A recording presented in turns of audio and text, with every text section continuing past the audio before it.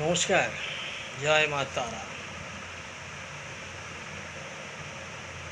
আগের দিনে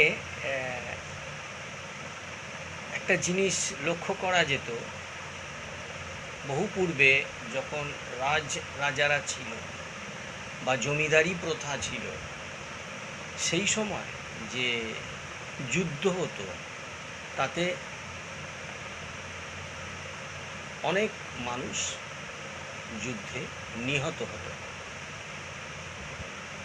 আবার কিছু মানুষ কিন্তু সারা জীবন যুদ্ধ করেও অঙ্গহানি হয়েছে, অথবা অঙ্গহানি না হয়েও তারা সুস্থ ছিল। এখনো কিন্তু যুদ্ধ হয়।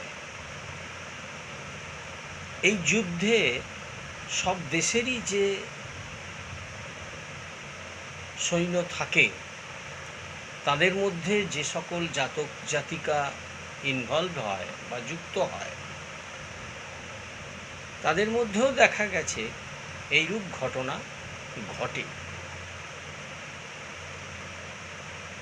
এবার আসুন যে কাদের সম্ভাবনা বেশি নিহত বা অঙ্গহানি হতে পারে।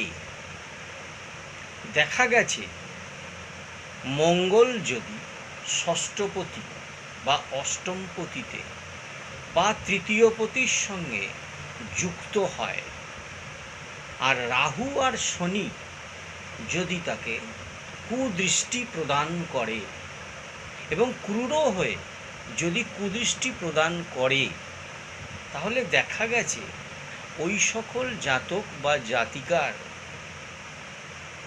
যুদ্ধে মৃত্যু হতে পারে না, হবার সম্ভাবনা প্রবল।